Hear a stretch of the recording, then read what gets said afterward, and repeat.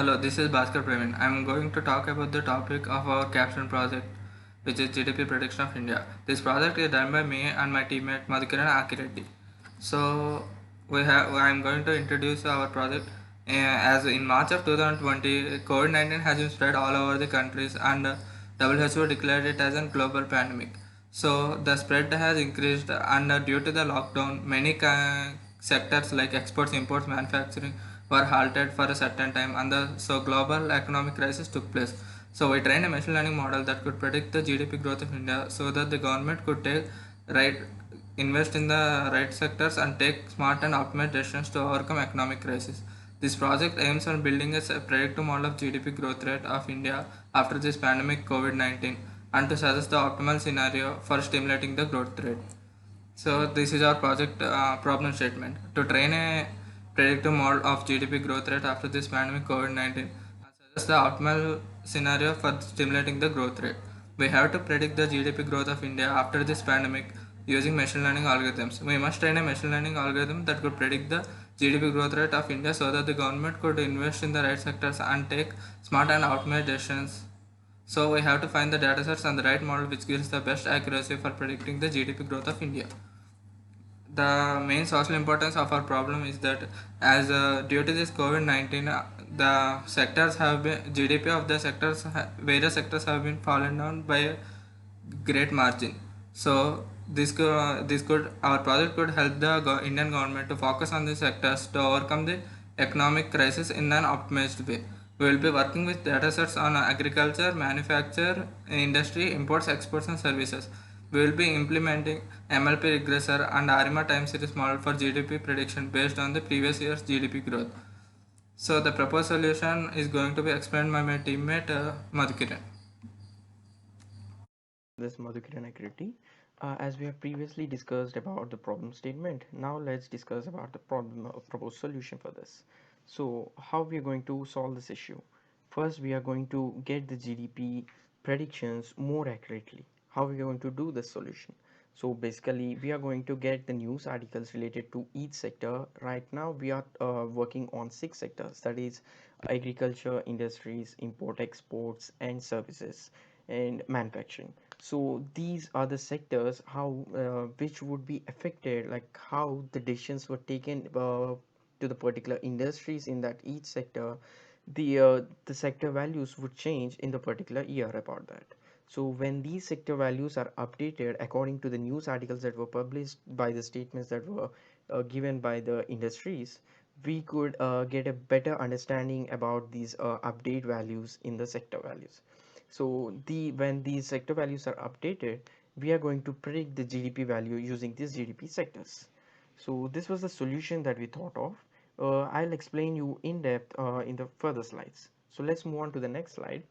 So talking about the resources about the project, here we are using a laptop and basic laptop, and talking about the softwares, we are using Python for coding and the Anaconda software for launching the Jupyter notebook and working on it. And we have uploaded all the coding files and everything that are required on the GitHub while doing this project. So these were the software used. And talking about the data sets, we have extracted the data sets from World Bank website and MOSPI, that's the government website available online. In these data sets, as I've previously explained you, these are the the GDP sectors that are mostly affecting and will be affected by the news articles of a particular year. So let's move on to the next slide. So here I will explain you in depth of how this model, complete hybrid model, works. So first, let's go to this data set. First, we are going to get the GDP data set from this World Bank and MOSPI websites, and we are going to merge and segregate this to our final data set. When we get this data set, we have several columns. So here now we are having six columns specifying six sectors, each GDP sector, and we have one column specifying the year, specific year, and one column of the GDP value of that specific year. So right now we have trained a model. First thing, we trained a model using the GDP sectors, which could predict the GDP value. They using the inputs as GDP sectors. So we trained multiple models on this linear regression MLP regressor as well, and a customized MLP regressor. We got a maximum R2 score. The best R2 score was with the linear regression model. So we finalized this model as the best one. So further talking about this, right now we got the GDP value using these sectors, but we have to predict that GDP value in a particular year, like in 2021 or 2020, to like forecasting of these values. So to do that, we are using a ARIMA time series model, which basically predicts the GDP sectors of a particular year in future, like a forecasting. So when we get these time series models outputs, these sector values, we could update, we could predict the GDP sectors of this 2021, but these sectors would be affected by the present year's news articles. Like in the sense of news articles, I was saying about the statements or the moves that were taken by the government or important industries in agriculture, manufacturing, imports, exports, etc. So to calculate these update, these decisions that were taken, we are going to extract web scraps, news articles from the internet. We web scrap these articles from the Economic Times. So after extracting the articles, we need to classify these articles, specifying which sector or that the article is specifying about. So here we are going to classify this to each sector of the agriculture industry and everything like that on the six sectors. After classifying this data, we are going to calculate the positive and negative rate of it, how it's going to affect. Like this was a positive news of it, like there's a manufacturing delay in Tata industry, or there's a import export delay or increment in it during the pandemic, and these are the we are going to classify if it's a positive or a negative one. After classifying this data, we are going to get the overall positive and negative rates of the complete year, specifying each sector. Like in this particular 2015, we got a positive rate of 25% and negative rate of 50%. So we are going to decrease the value by 24% in the manufacturing sector. So in this way, we are going to classify this data and update the positive and negative values on these GDP sector values. These are the GDP sector values of 2021 that were predicted from the ARIMA time series model. So based on the negative and positive rates, if the rates are too low, we could directly move the GDP sectors to the linear regression model to predict the GDP value. If the rates are high, we are going to modify the sector values, how they are going to be affected by this, and then we are going to transfer these sector values to linear regression model.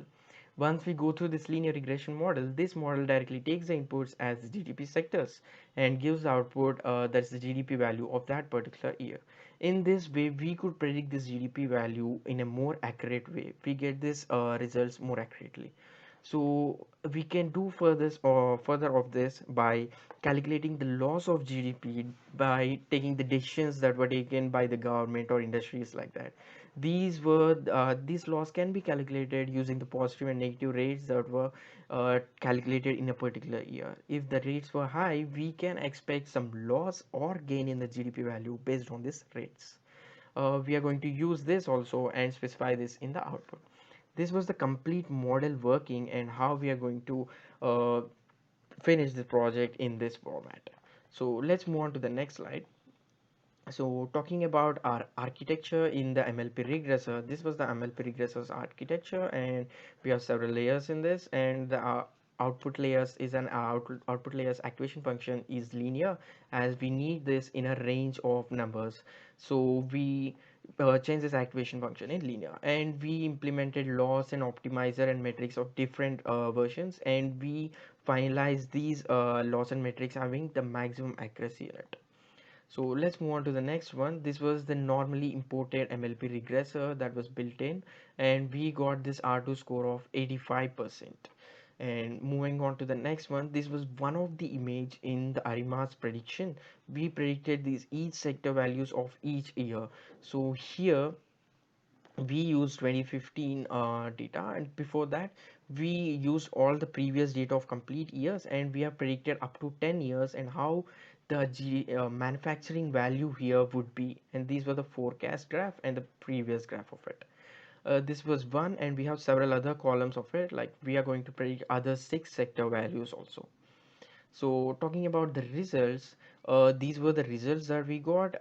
For this, we got the mean absolute percentage error of 20.47 for the customized MLP regressor, and for the MLP regressor which was built in, we got this R2 score of 85%. And we got talking about the linear regression, it has the maximum score of 89.67 percentage. So that's why we finalized the linear regression output. So in this way, we have worked on this project. So concluding about this project, we collected all these news articles, classified them, and calculated the positive and negative rates, and updated the predicted GDP sector values from the ARIMA time series.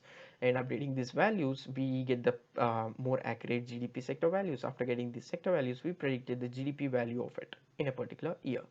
In this way, we got the results more accurately. This was our project work. And if you're talking about the future work, we thought of analyzing this data where we calculated the positive and negative rate of each sector. This was done using the sentimental analysis. This sentimental analysis was mostly right now what we used is just calculating whether the statement is positive or negative, but it was not more accurate whether it was saying the imports were down in this particular year or the exports were up or anything like that. It was just specifying about the statement is positive or negative. So this has a little bit less accuracy, that's affecting to the final GDP's accuracy. So we thought of in future work making a customized sentimental analyzer, so we could directly and perfectly classify this data, like analyze the data whether it's a positive or negative article. So this is what we thought of the future work. So moving on to the next slide, these were the reference links that we are used, and we have attached the YouTube and blog link on the description of this video. Thank you for watching this video.